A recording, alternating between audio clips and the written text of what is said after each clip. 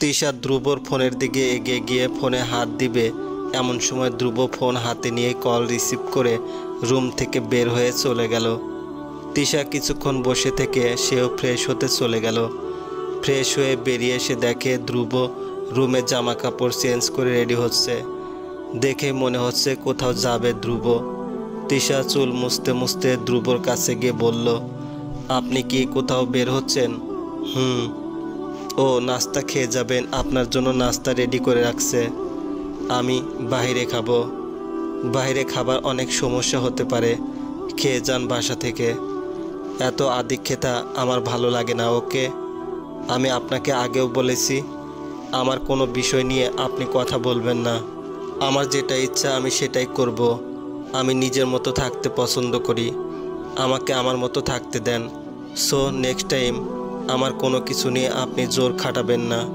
আমি আপনাকে এমন অধিকার দেইনি যে আপনি আমার উপরে জোর খাটাবেন। তারপর ধ্রুব রুম থেকে বেরিয়ে চলে গেল। তিশা খাটের উপরে বসে রইল অনেকক্ষণ। আর তিশা মনে মনে ভাবতে থাকে, ধ্রুবর কি অন্য কারোর সাথে রিলেশন আছে? ধ্রুবর ব্যবহার দেখে এমন মনে হয় সে হয়তো অন্য কাউকে ভালোবাসে, না হলে সে কেন তার সাথে এমন খারাপ ব্যবহার করে? আর কি আছে ওই নাম্বারে যে ওই নাম্বার থেকে কল আসলেই উনি রুম থেকে বেরিয়ে চলে যায়? আর অন্য যে কোনো নাম্বার থেকে কল আসলে তো উনি রুমে বসেই কথা বলে, নাকি ওই নাম্বারটা ওনার গার্লফ্রেন্ডের? ওনার যদি অন্য কারোর সাথে রিলেশন থাকে তাহলে তো আমি এখানে খুঁজলে কোনো ক্লু তো অবশ্যই পাবো। এসব ভাবতে ভাবতে তিশা দাঁড়িয়ে গেল আর সে পুরো রুম খুঁজতে থাকে, কিন্তু এইরকম কোনো কিছুই পেল না তিশা। অন্যদিকে ধ্রুব তার বন্ধুদের কাছে চলে গেল। বন্ধুদের সাথে আড্ডা দিতে দিতে হঠাৎ করে তার একটা বন্ধু বলল, ধ্রুব আজকে তুই আমাদের খাওয়াবি। কোন উপলক্ষে? কোনো উপলক্ষ বুঝি না, তুই যা গিয়ে আইসক্রিম নিয়ে আয় আমাদের জন্য। ওকে ঠিক আছে। এই কথা বলে ধ্রুব সবার জন্য আইসক্রিম আনতে চলে গেল রাস্তার ওপাশে। আইসক্রিম নিয়ে ধ্রুব বেয়াখেলিভাবে রাস্তা পার হচ্ছে। এমন সময় একটা ট্রাক খুব দ্রুত গতিতে ছুটে আসছে। গাড়িটি খুব জোরে জোরে হর্ন বাজাতে থাকে, কিন্তু হর্নের শব্দ ধ্রুবর কান অবধি আসছে না। ট্রাক যখন ধ্রুবর খুব কাছাকাছি চলে আসে তখন ধ্রুবর বন্ধুরা দেখে ধ্রুব ধ্রুব বলে চিৎকার করতে থাকে। এবার ধ্রুব সবার চিৎকার শুনে আর ট্রাকের দিকে তাকাতেই সাথে সাথে ট্রাকের সাথে ধাক্কা খেয়ে ধ্রুব রাস্তার একপাশে ছিটকে পড়ে। ধ্রুবর পুরো শরীর রক্তাক্ত হয়ে যায়, তার শরীরে অনেক জায়গা থেকে রক্ত বের হতে থাকে। ধ্রুবর চোখ ধীরে ধীরে ঝাপসা হয়ে যেতে থাকে, তার চোখ অন্ধকারে ডুবে যাচ্ছে। একটু পরে ধ্রুব তার চোখ বন্ধ করে ফেলে। ধ্রুবর বন্ধুরা তাড়াতাড়ি করে ধ্রুবর কাছে ছুটে আসে। আশেপাশে অনেক মানুষ জড়ো হয়ে যায়। ধ্রুবর বন্ধুরা ধ্রুবকে তাড়াতাড়ি করে হাসপাতালে নিয়ে চলে যায়। হাসপাতালের ভিতরে গিয়ে ডাক্তার ডাক্তার বলে চিৎকার করতে থাকে। কিছুক্ষণের মধ্যে কয়েকজন নার্স আর ডাক্তার চলে আসে। ধ্রুবর এমন অবস্থা দেখে ধ্রুবকে সাথে সাথে আইসিইউতে নিয়ে চলে যায়। ধ্রুবর মুখে অক্সিজেন মাস্ক লাগিয়ে দেওয়া হয়। ধ্রুবর বন্ধুরা ধ্রুবর বাসায় কল করতে ধ্রুবর আম্মু ফোন রিসিভ করলো। তাকে ধ্রুবর অ্যাক্সিডেন্টের কথা বলার সাথে সাথে তিনি একটা চিৎকার দিয়ে অজ্ঞান হয়ে যায়। তার চিৎকার শুনে তিশা আর মিজান সাহেব বের হয়ে এসে দেখে ধ্রুবর আম্মু অজ্ঞান হয়ে ফ্লোরের উপর পড়ে আছে। তিশা তার শাশুড়ির চোখে পানি দিয়ে জ্ঞান ফিরিয়ে আনলো। ধ্রুবর আম্মু মিজান সাহেবকে জড়িয়ে ধরে কান্না করতে শুরু করে দিল। কি হয়েছে তোমার? হঠাৎ করে চিৎকার দিয়ে অজ্ঞান হয়ে গেলে কেন? ধ্রুবর কি হয়েছে? ওগো ধ্রুব নাকি অ্যাক্সিডেন্ট করছে। ধ্রুবর অ্যাক্সিডেন্টের কথা শুনে তিশার আর মিজান সাহেবের মাথায় যেন আকাশ ভেঙে পড়ল। মিজান সাহেব বলল, কি বলছো এসব? কে বলছে তোমাকে এসব? আমাকে ধ্রুবর বন্ধু ফোন দিয়ে বলল। এবার তাড়াতাড়ি করে মিজান সাহেব সেই নাম্বারে আবার কল দিল। সাথে সাথে কল রিসিভ করলো ধ্রুবর বন্ধু শিয়াম কল রিসিভ করে বলল, হ্যালো বাবা, আমার ছেলের কি হয়েছে? আঙ্কেল ধ্রুবর অ্যাক্সিডেন্ট হয়ে গেছে, আমরা ওকে নিয়ে হাসপাতালে চলে আসছি, ওর চিকিৎসা চলছে। কি বলছো এসব? আমি সত্যি কথা বলছি, ধ্রুব অবস্থা অনেক খারাপ আঙ্কেল, আপনারা তাড়াতাড়ি হাসপাতালে চলে আসুন। কোন হাসপাতালে? আমরা এক্ষুনি আসছি। আমি হাসপাতালে অ্যাড্রেস মেসেজ করে পাঠিয়ে দিচ্ছি, আপনারা তাড়াতাড়ি চলে আসুন। এই কথা বলে শিয়াম ফোন কেটে দিল। কিছুক্ষণের মধ্যে শিয়াম হাসপাতালের অ্যাড্রেস মিজান সাহেবের ফোনে SMS করে পাঠিয়ে দিল। এদিকে তিশা নিশ্চুপ হয়ে দাঁড়িয়ে আছে একটা পুতুলের মতো, মনে হচ্ছে একটা সত্যিকারের পুতুল যার কোনো প্রাণ নেই।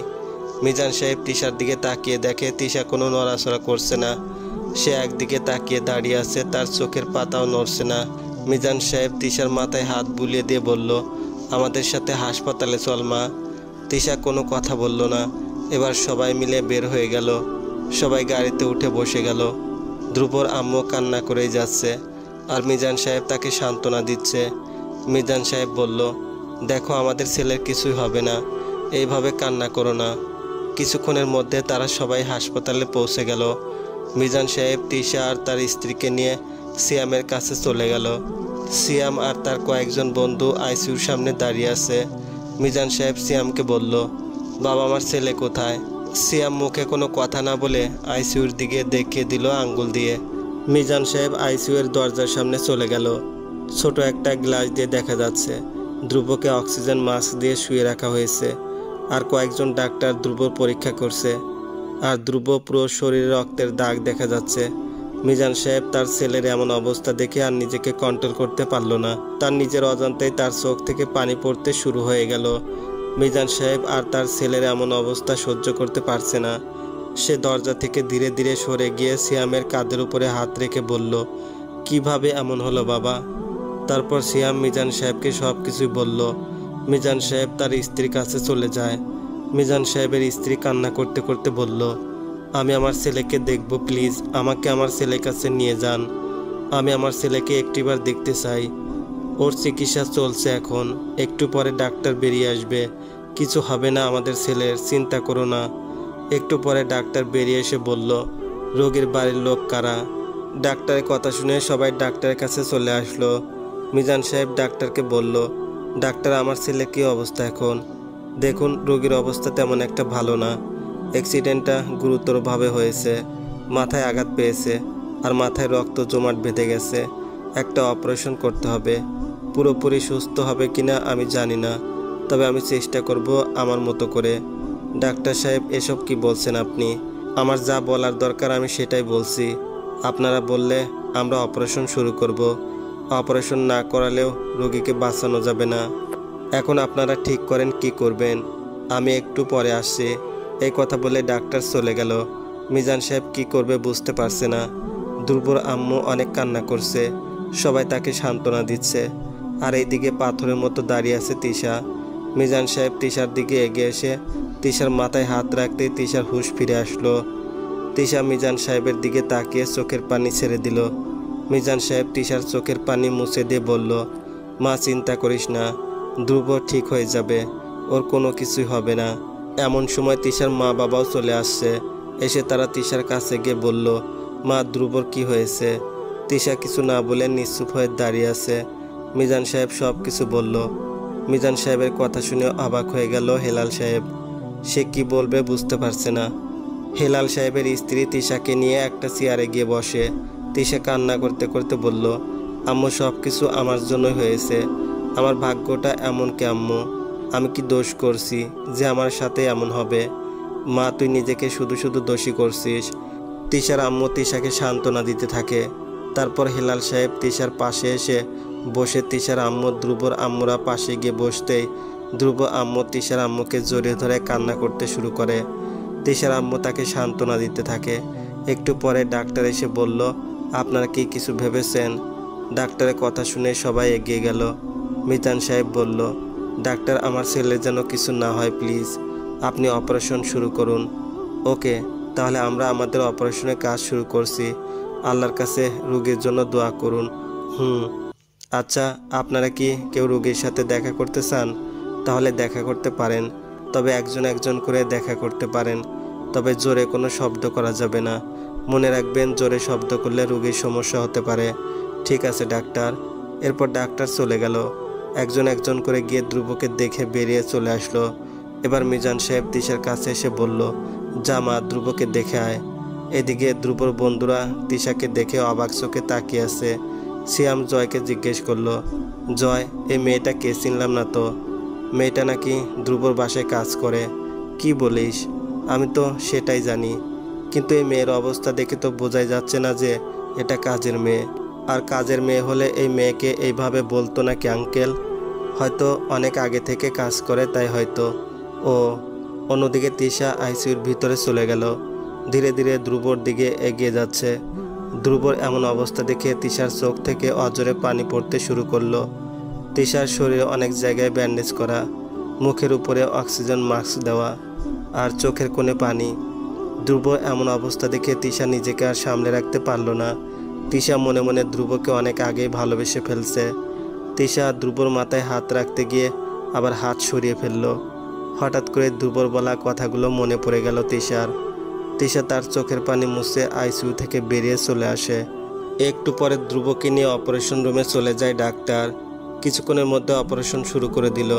আর সবাই বাইরে অপেক্ষা করছে কখন অপারেশন শেষ করে ডাক্তার বেরিয়ে আসবে। সবাই অপেক্ষার প্রহর গুনছে। তিশার আম্মু তিশাকে বুকের সাথে নিয়ে জড়িয়ে ধরে আছে, আর তিশা তার মাকে জড়িয়ে ধরে আছে। ডাক্তার বের হয়ে আসলো অপারেশন রুম থেকে।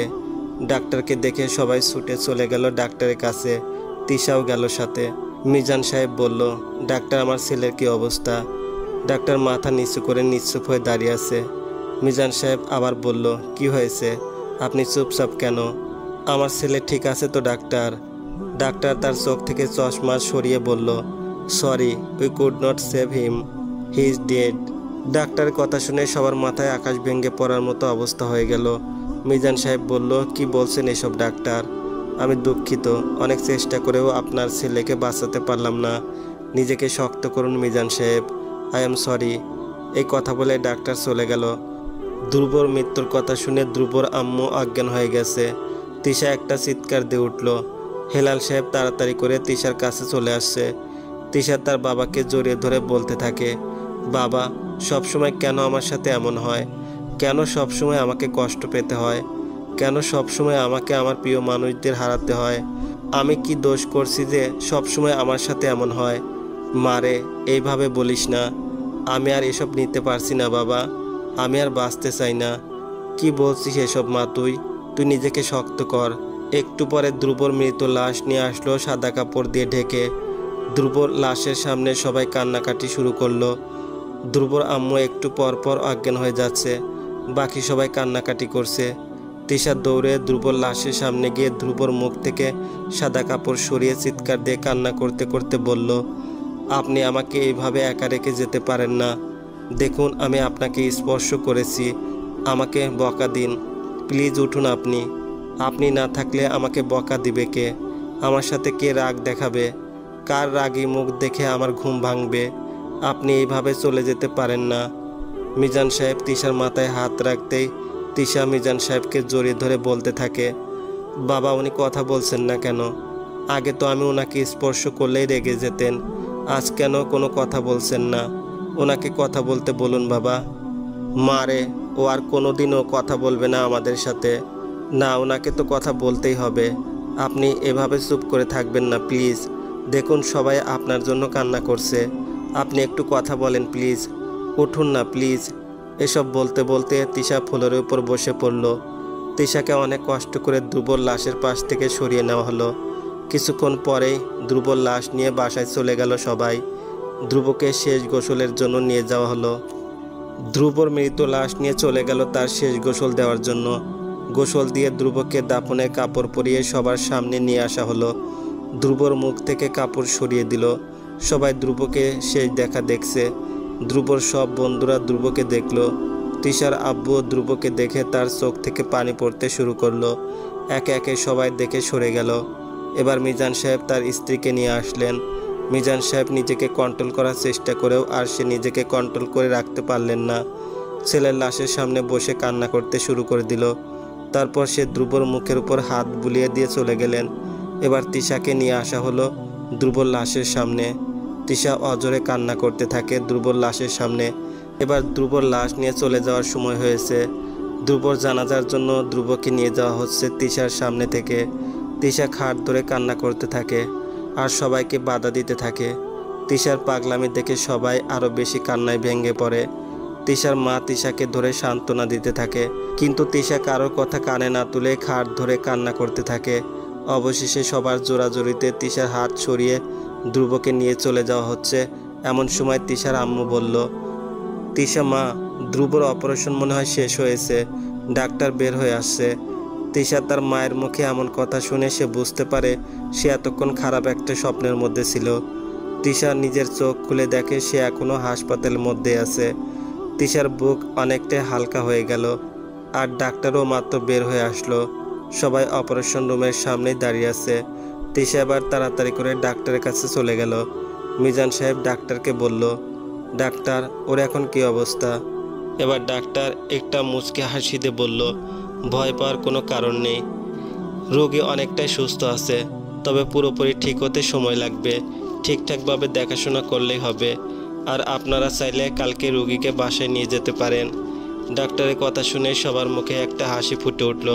তিশার বুক থেকেও মনে হলো একটা পাথর সরিয়ে গিয়েছে। তিশা স্বস্তির একটা নিঃশ্বাস নিল আর তার সব ভয় কেটে গেল। রোগীকে কেবিনে শিফট করা হবে কিছুক্ষণের মধ্যে। তারপর আপনারা চাইলে দেখা করতে পারেন। আর হ্যাঁ, রোগীকে বাসায় নেওয়ার সময় আমরা একটা নার্স দিয়ে দেব রোগীর খেয়াল রাখার জন্য। তিশা বলল, কোনো নার্স লাগবে না, আমি ওনার দেখাশোনা করতে পারবো ঠিকভাবে। ও, তাহলে তো আরও ভালো, সমস্যা নাই, কিছুদিন পর পর হাসপাতালে নিয়ে আসলেই হবে। মিজান সাহেব বলল, ধন্যবাদ ডাক্তার সাহেব, ধন্যবাদ দেওয়ার মতো কিছু নেই, ধন্যবাদ দিলে আল্লাহকে দিন। তিনি না চাইলে আমরা তো কিছুই করতে পারতাম না, আমরা তো ওসিলা মাত্র। তারপর ডাক্তার ওখান থেকে চলে গেল। সবার মুখে হাসি ফুটে উঠল। এখন সবাই অনেক খুশি। কিছুক্ষণ পরে ধ্রুবকে কেবিনে শিফট করা হলো। অনেকক্ষণ পরে ধ্রুবর জ্ঞান ফিরে আসলো। এরপর সবাই ধ্রুবর সাথে গিয়ে দেখা করলো। তিশা এক কোণে দাঁড়িয়ে ধ্রুবর দিকে তাকিয়ে রইল। সবাই কেবিন থেকে বের হয়ে চলে গেল। এবার তিশা ধ্রুবর দিকে এগিয়ে গেল। ধ্রুবর পাশে গিয়ে বসলো। তিশা ধ্রুবকে বলল, এখন কেমন আছেন আপনি? একটু ভালো, কিন্তু আমার পায়ে কি হয়েছে? আমি আমার পা নাড়াতে পারছি না কেন? আপনি পায়ে ব্যথা পেয়েছেন, চিন্তা করবেন না, ডাক্তার বলছে কয়েকদিন রেস্ট করলেই আপনি ঠিক হয়ে যাবেন। এর মধ্যে মিজান সাহেব খাবার নিয়ে চলে আসলেন। মিজান সাহেব খাবার নিয়ে এসে তিশাকে বলল, তিশা, তুই ধ্রুবকে এই খাবারগুলো খাইয়ে দিয়ে এই ওষুধগুলো খাইয়ে দিস। ঠিক আছে বাবা। তারপর মিজান সাহেব বের হয়ে চলে গেলেন। এবার তিশা নিজের হাতে খাবার নিয়ে ধ্রুবর দিকে এগিয়ে দিল, কিন্তু ধ্রুব তিশার হাত থেকে খাবার খাইতে চাইছে না। তখন তিশা বলল, এমন করছেন কেন আপনি? খাবার না খেলে সুস্থ হবেন কিভাবে? হা করেন বলছি। ধ্রুব আর কোনো কথা না বলে হা করলো। তারপর তিশা ধ্রুবকে খাইয়ে দিতে থাকে। ধ্রুব বারবার তিশার দিকে তাকিয়ে থাকে। তিশা সেদিকে নজর না দিয়ে ধ্রুবকে খাওয়াতে ব্যস্ত হয়ে পড়ে। তারপর খাওয়া দাওয়া শেষ করে ধ্রুবকে ওষুধ খাইয়ে দিল তিশা। তিশার শাড়ির আঁচল দিয়ে ধ্রুবর মুখ মুছে দিল। ধ্রুব কিছু না বলে শুধুই তিশার এসব দেখছে। কিছুক্ষণের মধ্যে ধ্রুব হারিয়ে যায় ঘুমের দেশে। তারপর তিশা ধ্রুবর কেবিন থেকে বেরিয়ে যায়। দেখতে দেখতে রাতও অনেক বেড়ে যাচ্ছে। তখন তিশা সবাইকে বলল, তোমরা সবাই বাসায় চলে যাও, আমি ওনার কাছে আসি। মিজান সাহেব বলল, তুই একা থাকবি? তোমরা চলে যাও, রাত অনেক হচ্ছে, না হলে তোমরাও আবার অসুস্থ হয়ে পড়বে। তারপর সবাই বাসায় চলে যায়। তিশা একাই থেকে যায় ধ্রুবর কাছে। তিশা ধ্রুবর কেবিনে ঢুকে দেখে ধ্রুব ঘুমিয়ে আছে। তিশা একটা চেয়ার নিয়ে ধ্রুবর সামনে এসে বসে থাকে আর ধ্রুবর একটা হাত ধরে বসে থাকে তিশা। দেখতে দেখতে অনেক রাত হয়ে গেল, কিন্তু তিশা এখনও ঘুমালো না, ধ্রুবর দিকে তাকিয়ে রইল। একটা সময় নিজের অজান্তেই ঘুমিয়ে পড়ে তিশা। দেখতে দেখতে সকাল হয়ে গেল, কিন্তু তিশা এখনও ঘুমাচ্ছে। ধ্রুব চোখ খুলে তাকিয়ে দেখে তিশা তার একটা হাত ধরে ঘুমিয়ে আছে এখনও। ধ্রুব আর বুঝতে বাকি রইল না যে মেয়েটা সারা রাত তার পাশে বসেছিল, ঘুমায়নি সারা রাত, তাই এখন ঘুমিয়ে পড়ছে। ধ্রুব তিশাকে না ডেকে তিশার হাত থেকে নিজের হাত সরানোর চেষ্টা করতেই তিশার ঘুম ভেঙে গেল। তিশা তাড়াতাড়ি করে দাঁড়িয়ে গিয়ে ধ্রুবর হাত ছেড়ে দিয়ে বলল, আপনি কখন উঠলেন?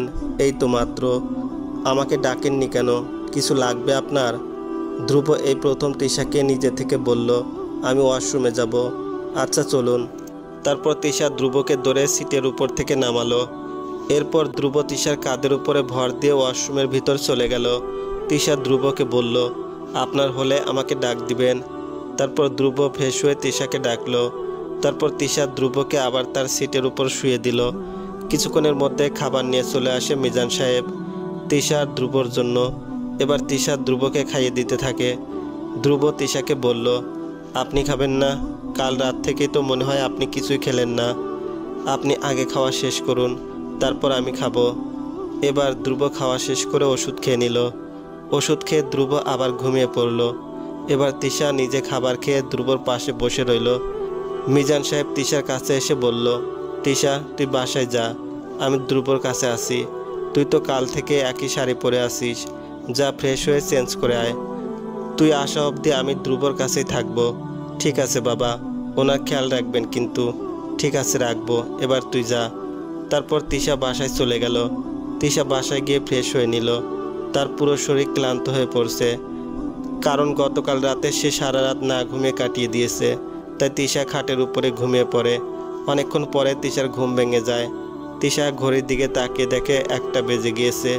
তিশা তাড়াতাড়ি করে উঠে খাবার নিয়ে হাসপাতালের দিকে চলে গেল। হাসপাতালে গিয়ে দেখে ধ্রুব ঘুমিয়ে আছে আর মিজান সাহেব বসে আছে। তিশা ভিতরে যেতে মিজান বলল, কিরে, আসলি তুই? বাবা, শরীরটা খুব ক্লান্ত হয়ে পড়ছে, তাই ঘুমিয়ে গেছিলাম। কখন যে এত সময় পার হয়ে গেল বুঝতে পারিনি। ঠিক আছে, সমস্যা নাই মা। উনি কি আর উঠে নাই ঘুম থেকে? উঠেছে, আবার ঘুমিয়ে পড়ছে। ডাক্তার এসেছিল? ডাক্তার এসে দেখে গেল, বলল চাইলে বিকালে বাসায় নিয়ে যেতে পারি। তাহলে নিয়ে যাওয়া ভালো হবে। বাসায় নিলে সবাই ওনার খেয়াল রাখতে পারবো ঠিকভাবে। তুই ঠিক বলছিস। তাহলে আমি বিকালে চলে আসব। তারপর আমি সহ ধ্রুবকে বাসায় নিয়ে চলে যাব। আচ্ছা, আপনি এবার বাসায় চলে যান, আমি আছি ওনার পাশে। ঠিক আছে মা, কোনো সমস্যা মনে হলে আমাকে ফোন দিস। ঠিক আছে? ঠিক আছে বাবা। তারপর মিজান সাহেব তার বাসার দিকে চলে গেল। এবার তিশা গিয়ে ধ্রুবর পাশে বসে রইল। কিছুক্ষণের মধ্যে ধ্রুবর ঘুম ভেঙে দিল তিশা। উঠুন, খাবার খাওয়ার সময় হয়ে গিয়েছে, খেয়ে আবার ঘুমাতে পারবেন। ধ্রুবকে ধরে তিশা একটু বসালো। তারপর ধ্রুবকে খাইয়ে দিল। খাওয়া শেষ করে ওষুধ দিল ধ্রুবকে। ধ্রুব বলল, এখানে আমাকে আর কতদিন থাকতে হবে? বাবা বলল আজকে বিকালে নিয়ে যাবে বাসায়। ও আপনি এবার ঘুমান। তিশা এবার ধ্রুবকে আবার শুয়ে দিল বেডের উপরে। দেখতে দেখতে বিকাল হয়ে গেল। মিজান সাহেব হাসপাতালে চলে এলো। তারপর ডাক্তারের সাথে কথা বলে ধ্রুবকে নিয়ে বাসায় চলে গেল। ধ্রুবকে বাসায় নিয়ে তার রুমে শুয়ে দিল। কিছুক্ষণের মধ্যে ধ্রুবর বন্ধু জয় আর সিয়াম আসলো ধ্রুবকে দেখতে। তিশা ওদের দেখে নাস্তা আনার জন্য বাইরে চলে গেল। কিরে, কি অবস্থা এখন তোর? এই তো একটু ভালো। তোদের কি অবস্থা? আর ওইদিকে কি অবস্থা? ভালোই। তাহিয়া তোকে ফোন দিয়ে পাচ্ছে না, আমাকে বারবার ফোন দিয়ে তোর কথা জিজ্ঞেস করে। তুই কি তাহিয়াকে আমার অ্যাক্সিডেন্টের কথা বলে দিয়েছিস নাকি? আরে না, বলিনি। আমি বলছি তোর ফোনে একটু সমস্যা হয়েছে, ফোন ঠিক হলে যোগাযোগ করবে। গুড, বলিস না কিছু? বলিনি। ঠিক আছে, তোর এসব নিয়ে চিন্তা করতে হবে না। আর আজকে সকালে ওর জন্য কিছু টাকা পাঠিয়ে দিলাম। গুড। এমন সময় তিশা সবার জন্য নাস্তা নিয়ে আসলো। তিশাকে দেখে সবাই নিজেদের মধ্যে কথা বলা অফ করে দিয়েছে। তারপর তিশা সবাইকে নাস্তা দিচ্ছে। এদিকে সিয়াম কেমনভাবে বারবার তিশার দিকে তাকাচ্ছে। তিশা সিয়ামের হাতে যখন চা দিচ্ছিল তখন সিয়াম ইচ্ছে করে তিশার হাত স্পর্শ করার চেষ্টা করলো। তিশা বুঝতে পেরে তাড়াতাড়ি করে নিজের হাত সরিয়ে নিল। তিশা তাড়াতাড়ি করে রুম থেকে বেরিয়ে চলে গেল। সিয়াম তিশার দিকে তাকিয়ে রইল। জয় সিয়ামের ব্যাপারটা বুঝতে পেরেও চুপচাপ খাচ্ছে সে। তারপর তারা নিজেদের মধ্যে আরও কিছুক্ষণ কথা বলে সিয়াম আর জয় বাসা থেকে বের হয়ে চলে গেল। সিয়াম যাওয়ার সময় আশেপাশে তিশাকে খুঁজতে থাকে। সিয়াম খেয়াল করলো তিশা রান্নাঘরে কিছু একটা করছে। সিয়াম তিশার দিকে তাকিয়ে থাকতে থাকতে বাসা থেকে বেরিয়ে চলে গেল। রাস্তায় যেতে যেতে জয় সিয়ামকে প্রশ্ন করলো, কিরে, কাহিনী কি? কিসের কাহিনী? কিসের কাহিনী এখন জানিস না, তাই না? শালা ধ্রুবর বাসার কাজের মেয়ের দিকে এইভাবে তাকিয়েছিলি কেন? এমনি, তেমন কিছুই না। তাই নাকি? নাকি তুই শেষমেশ এই কাজের মেয়ের প্রেমে পড়ে গেলি? আরে ধুর, কিসের প্রেম? কাজের মেয়ের সাথে আবার? আরে ধুর, কিসের প্রেম? কাজের মেয়ের সাথে আমাদের যায় নাকি? এদের শুধু ইউজ করার জন্যই যথেষ্ট। আবার প্রেম? হা, এদের 500-1000 টাকা দিলেই ওরা এমনিতেই চলে আসবে। তবে দোস্ত, মেয়েটা কিন্তু জোশ। মেয়েটাকে আমারও ভালো লাগছে। ধ্রুব ঠিক হয়ে গেলে ধ্রুবকে বলে এই মেয়েকে আমাদের ক্লাবে নিয়ে আসব। তারপর বাকিটা আমরাই করব। আর আশা করি ধ্রুব আমাদের কথা ফেলবে না। ধ্রুব দুজন দুজনের বাসায় চলে গেল। তারপর করলো তারপর দুজন দুজনের বাসায় চলে গেল। অন্যদিকে তিশা ধ্রুবর জন্য খাবার নিয়ে দেখে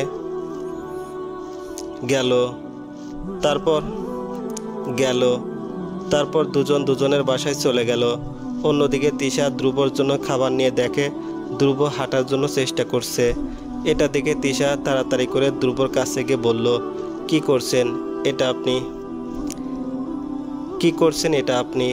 দেখতেই তো পারছেন ডাক্তার কি বলছে মনে নাই? ডাক্তার বলছে পায়ের উপর প্রেশার না দিতে, তা আপনি সেটাই করছেন। আসলে আমি ওয়াশরুমে যাব, তাই আপনাকে না আমি বলছি কোনো কিছুর দরকার হলে আমাকে ডাকবেন, আর যদি আমাকে না ডেকে একা একা হাঁটার চেষ্টা করেন তাহলে অন্য পাও ভেঙে দেব।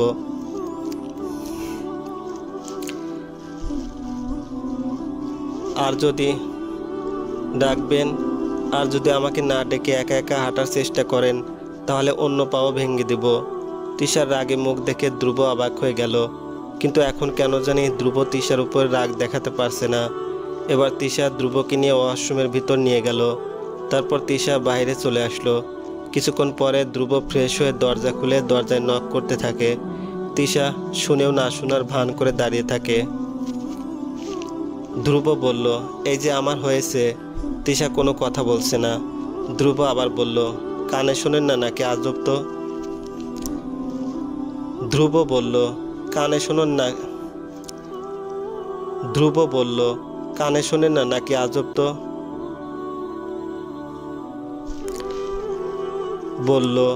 ধ্রুব আবার বলল, কানে শোনেন না নাকি আজব তো? ধ্রুব বলল, চলবে। ধ্রুব আবার বলল, কানে শোনেন না নাকি আজব তো? ওকে, ঠিক আছে, আমি একাই বের হয়ে যাচ্ছি। তিশা ধ্রুবর এই কথা শুনে তাড়াতাড়ি করে ধ্রুবর সামনে চলে আসে আর বলতে থাকে, এক পা সামনে এগিয়ে আসলে অন্য পা ভেঙে দেব। কিন্তু ধ্রুব কি বলবে বুঝতে পারছে না। সে তো তিশার কথা শুনে অবাক হচ্ছে। সে প্রথম অসহায়ভাবে তিশাকে বলল, আপনাকে তো আমি অনেকবার ডাকলাম, আপনি তো কোনো রেসপন্স করলেন না। আমার তো নাম আছে একটা, তাই না? আমার নাম তো এই যে না, আমার নাম তিশা। ওকে তিশা বলে ডাকবেন।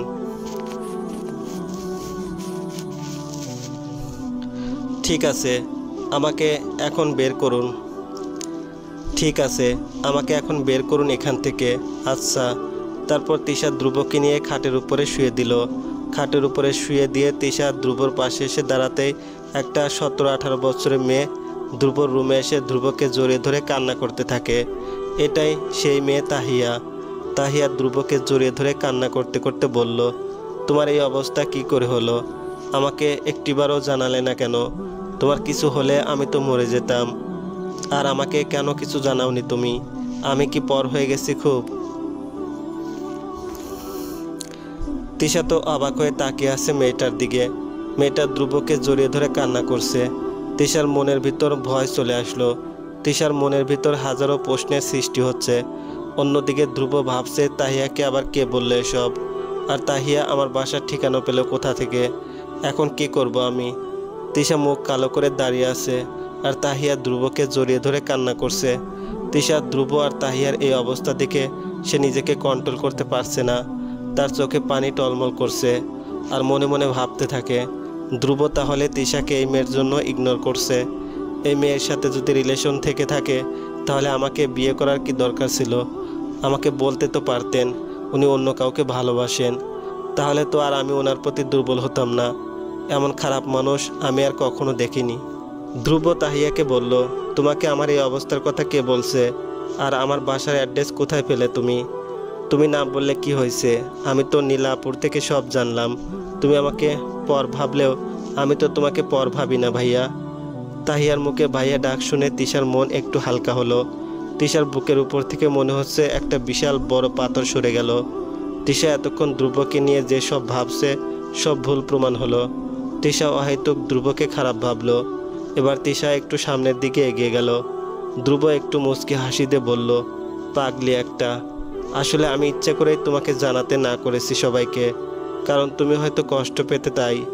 ভাইয়া, এই পৃথিবীতে তুমি ছাড়া আমার আর কি আছে বলো? জন্মের সময় বাবাকে হারিয়েছি, যখন বড় হলাম তখন মাকেও হারিয়ে ফেললাম। এখন তুমিও আমাকে ছেড়ে চলে যেতে চাইছো ভাইয়া। তোমরা সবাই খুব খারাপ, খুব খারাপ। আরে কান্না করছিস কেন? দেখ আমার তেমন কিছুই হয়নি, আমি ঠিক আছি।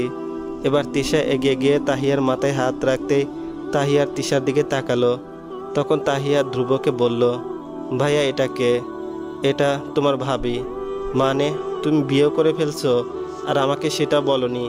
তোমার সাথে আর কোনো কথা নেই ভাইয়া, তুমি খুব পচা। আরে আবার রাগ করিস কেন? আসলে আমি আমার বিয়ের কথা কাউকে বলিনি। ধ্রুব এই প্রথম তিশাকে নিজের স্ত্রী বলল। ধ্রুবর কথা শুনে তিশা অনেক খুশি হয়ে গেল।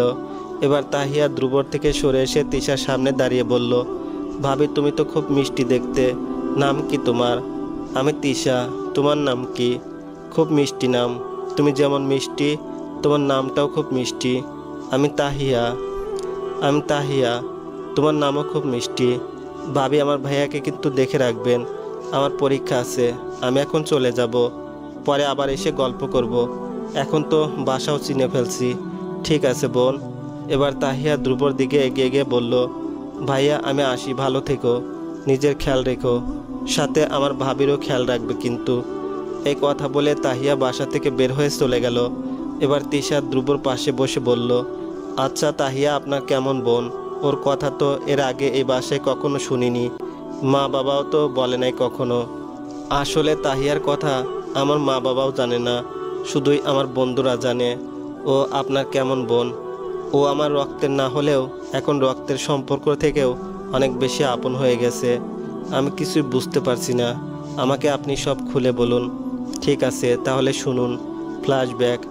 তাহিয়ার আম্মুর সাথে আমার একটা রেস্টুরেন্টে দেখা হয়। আমি রেস্টুরেন্টের পাশ দিয়ে যাচ্ছিলাম, তখন দেখলাম তাহিয়ার আম্মু অজ্ঞান অবস্থায় পড়ে আছে। তারপর আমি আর আমার বন্ধুরা তাকে নিয়ে একটা হাসপাতালে চলে গেলাম। ওনার জ্ঞান ফিরতে উনি তাহিয়া বলে একটা ডাক দিল। তখন আমি এগিয়ে গিয়ে বললাম, কে আন্টি আপনি? আপনার কি হয়েছিল? জানি না বাবা, হঠাৎ করে আমার মাথাটা ঘুরিয়ে উঠল, তারপর আর আমার কিছুই মনে নেই। ও আচ্ছা, আপনার বাসায় কে আছে? তার সাথে যোগাযোগ করতে হবে। বাবা আমার শুধু একটা মাত্র মেয়ে আছে। ও, আর আপনার হাজব্যান্ডের কথা বলতেই মহিলার চোখ দিয়ে পানি পড়তে শুরু করলো। তখন আমি মহিলার চোখের পানি মুছে দিয়ে বললাম, কি হলো আন্টি, আপনি কান্না করছেন কেন? আসলে বাবা তাহিয়ার অনেক ছোটবেলায় মারা গেছে। তারপর থেকে আমি আমার মেয়েকে নিয়ে থাকি। ও আচ্ছা, ওর ফোন আছে?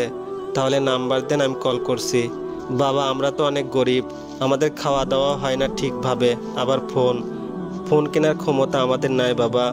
আমার মেয়েটা কাল থেকে কিছু খেতে পারছে না, আবার 2 দিন পরে ওর পরীক্ষা। ওর স্কুলের বেতনও এখন দিতে পারিনি, তাই টাকার জন্য বের হলাম। হঠাৎ করে কী যে হয়ে গেল। আচ্ছা চলুন আপনাকে আমি বাসায় পৌঁছে দিয়ে আসি। বাবা ডাক্তারের খরচ দেওয়ার মতো টাকা তো আমার কাছে নেই, এসব নিয়ে আপনাকে চিন্তা করতে হবে না। ধ্রুব এবার সিয়ামকে বলল, ওষুধগুলো নিয়ে আয় তাড়াতাড়ি, আমি ডাক্তারের সাথে কথা বলছি, তাড়াতাড়ি তুই ওষুধ নিয়ে আয়। সিয়াম ঠিক আছে বলে ওষুধ আনতে চলে গেল।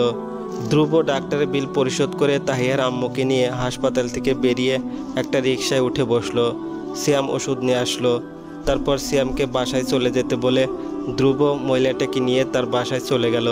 কিছুক্ষণ পরে মহিলার বাসার সামনে পৌঁছে গেল ধ্রুব খেয়াল করলো ছোট একটা ঘর।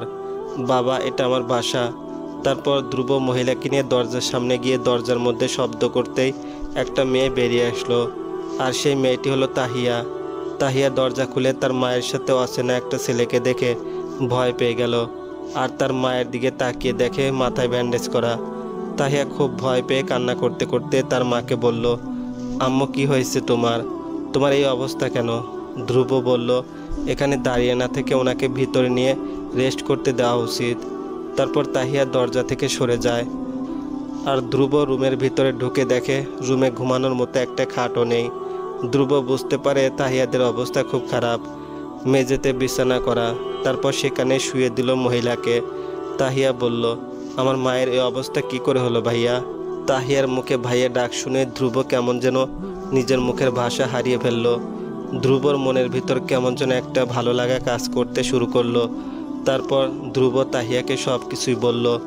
তাহিয়া ধ্রুবকে বলল, অনেক ধন্যবাদ আপনাকে ভাইয়া। ধন্যবাদ কেন দিচ্ছ বোন? ভাইকে কি কেউ ধন্যবাদ দেয়? তাহিয়া বলল, আচ্ছা আপনি একটু বসুন, আমি আপনার জন্য চা করে নিয়ে আসি। এখন লাগবে না, আমি আবার আসব, তখন না হয় খাবো। ঠিক আছে, আসবেন কিন্তু আবার। এবার ধ্রুব মহিলার কাছে গিয়ে বলল, আন্টি আমি একটু পরে আবার আসব, এখন আসি। এই কথা বলে ধ্রুব বেরিয়ে চলে গেল। তাহিয়াদের বাসার পাশে গিয়ে ধ্রুব জয় আর সিয়ামকে ফোন দিয়ে আসতে বলে। কিছুক্ষণের মধ্যে সবাই চলে আসে। তারপর তারা তাহিয়ার বাসার জন্য বাজার আর কিছু ফল কিনে আর ভালো দেখে একটা খাট কিনে নেয়। তারপর এসব নিয়ে চলে যায় তাহিয়ার বাসার দিকে।